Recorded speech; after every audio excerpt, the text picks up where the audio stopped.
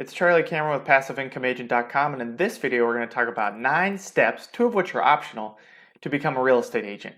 And then we're going to answer some frequently asked questions along the way about becoming a real estate agent, whether it's right for you, costs, whether you can do it part-time, those kind of things. So the first question that usually comes up is getting a real estate license right for me? Well, there's a number of reasons you might get licensed. Probably the biggest one is, hey, I want to become a full-time real estate agent, and that's great. But a lot of people even decide to use their license for investing for themselves or for doing it part-time. Maybe they know friends and family. Maybe they're military and lots of people move and come and go. And they can do this kind of on the side. Maybe they want to earn commission income while doing flips. Maybe they want to do it while buying apartment complexes. Maybe they want to build a real estate agent team and build a big business. So there's lots of reasons why you might want to get licensed. So there's really 2 reasons I can think of why you may not want to get a real estate license or shouldn't get a real estate license. And that's if it becomes a distraction to a different goal, or if you're going to get into wholesaling. Those don't really go well, being licensed and wholesaling. They're kind of incongruent. So can you be a part-time real estate agent? That's a big question as well. It is simple enough to do part-time. You're not going to be a huge producer, okay? And you're probably not going to run a huge team, though my team lead did start a team part-time and is doing pretty well with that. It's his full-time gig now, but just keep that in mind. Yes, you can do it. If you'd like to learn more about that, you can hop on over to PassiveIncomeAgent.com. We talk about that there. What about the cost of a real estate license? Well, it varies by state. It also varies whether you become a realtor or not, and it varies what your local MLS costs are. So there is no peanut butter spread, this is what it's going to cost you. It's going to depend on your area, whether you decide to get your realtor designation and your state. Now, as far as licensing options go, in the posts associated with this video, we've got links to Groupons for video courses in the states that allow video courses. So you can take a look at those, see if that would meet your licensing criteria, and you could take that online. I literally took my licensing course for $50. That's no joke. I don't think there's any as cheap as Florida, but you can go on there and check. They're usually in the $200 range for an online course. You can take an in-person course, nothing wrong with that. They're usually more expensive, and of course more restrictive in terms of flexibility and time. Once you take your course, you also have to register with the state, do some fingerprint background checks. That's usually less than $200 or so. And then you have to join a local multiple listing service. Usually there's some upfront fees there, a couple $100, and then a recurring fee. For example, mine's $35 a month. And then there's the realtor designation, which is optional, which comes from joining the National Association of Realtors. And that usually happens when you join your local MLS. You'll join the local, you'll join the state Association of Realtors and the National Association of Realtors all together, and usually that's a few $100 initially, and then a few $100 every year to renew. So all in all, for me, it was under $800 or so to take my course, register with the state, and do all my sign-up fees, and then it ends up being about $200 a month spread out over the year to maintain my license with my brokerage and be a realtor. And to me, that's not a big deal. I mean, $200 a month sounds like a big bill, but if I do one transaction in my neighborhood, it's going to cover that cost for 3 years. So I don't sweat it. And if you plan to do transactions as a real estate agent, which is why you're getting your license in the first place, then I probably wouldn't sweat it. And generally, costs go up in areas where the cost of real estate is higher. That's not a direct correlation, but it is kind of similar. So if you're selling higher priced real estate, your commission is larger to cover those fees. So I wouldn't sweat that piece. You can at least give it a try for a few months and see if you like it. Okay, let's get into why we actually had this video. The steps to become a licensed real estate agent. So number 1, take the pre-licensing course. So like I said, in the link below, you can go to this article, and I've linked in their Groupons to a bunch of courses, a bunch of online course options. Now you can, like I said, take it in person. In some states require you to take it in person. I believe Ohio is one of those. There's a handful of them. But if there is an online course, I linked to it there, at least with a Groupon option, which makes it a lot cheaper. Now I like the online kind of digital format because I like the flexibility, and I'm a part-time agent. So I liked being able to do this online. I basically worked on it for 2 hours a day for 6 weeks, and then I was licensed. So you can do the exact same thing if you'd like. The second step is to go through your background check with the state. For Florida, that involved fingerprinting, and then they go ahead and run a background check on you.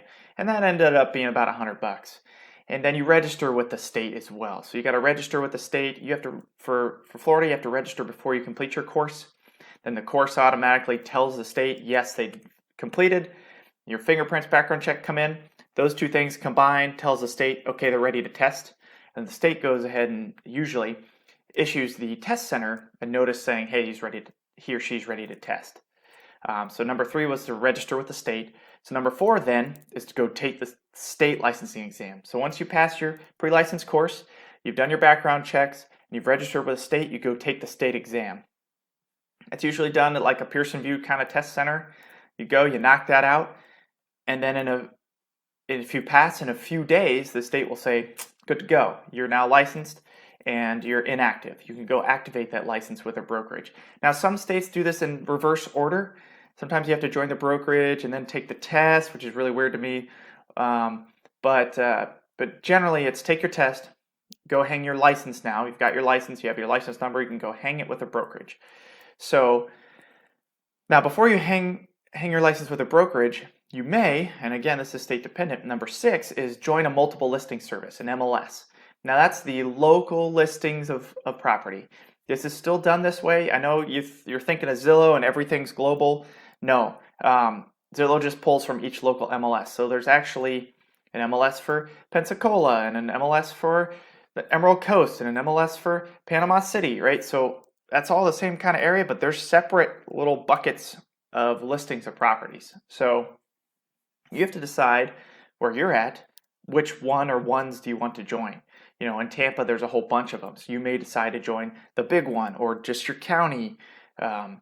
So generally, you want to join the one you're in because that's the kind of easiest to work on for your transactions. But if that's not where you're going to be doing most of your work, you might consider joining a different MLS. So you go ahead, you join that MLS to kind of practice real estate locally there. You're going to need access to that to really get information on properties and access to the back end of the MLS. Now, number 7 is optional, and that's joining the National Association of Realtors. Now, what does that mean?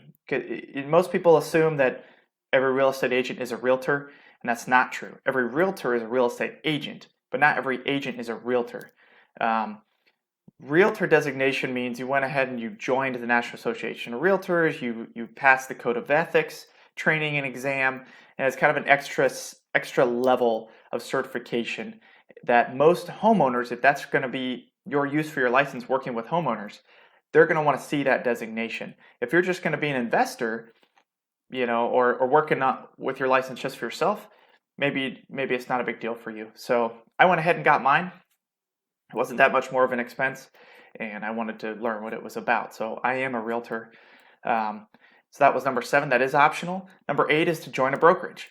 Now, if you want to learn more about different brokerages, do a brokerage comparison, I'll put a link to a comparison sheet you can download and use. I joined eXp Realty for a lot of reasons, but the biggest one being the flexibility to train and work when I needed to outside of regular work hours. Now, you are required to join a brokerage to use your real estate license. A lot of people don't understand this initially.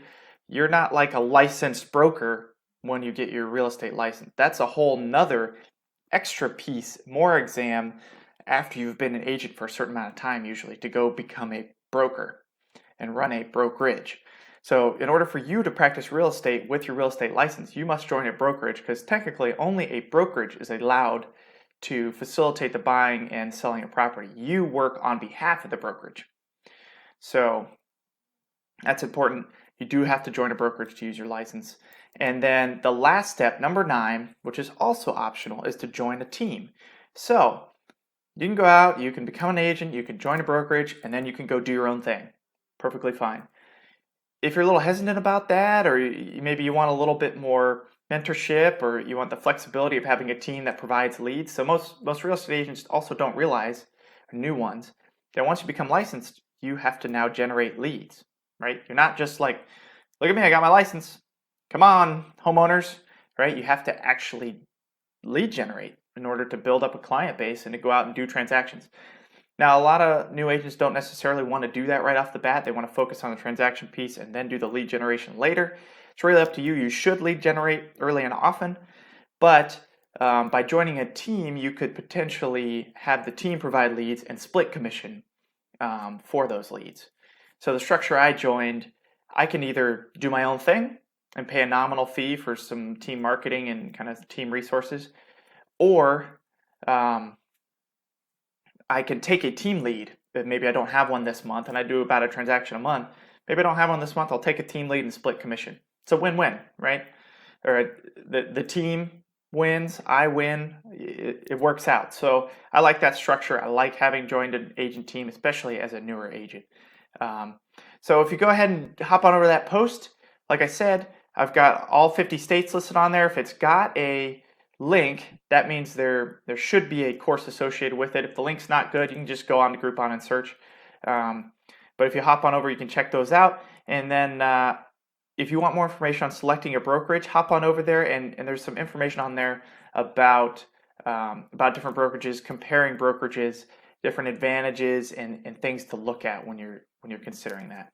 And if you want to learn more about being a part-time agent, there's also resources on there about that as well. Anyway, I hope you enjoyed this video, and hope to hear from you soon. See ya.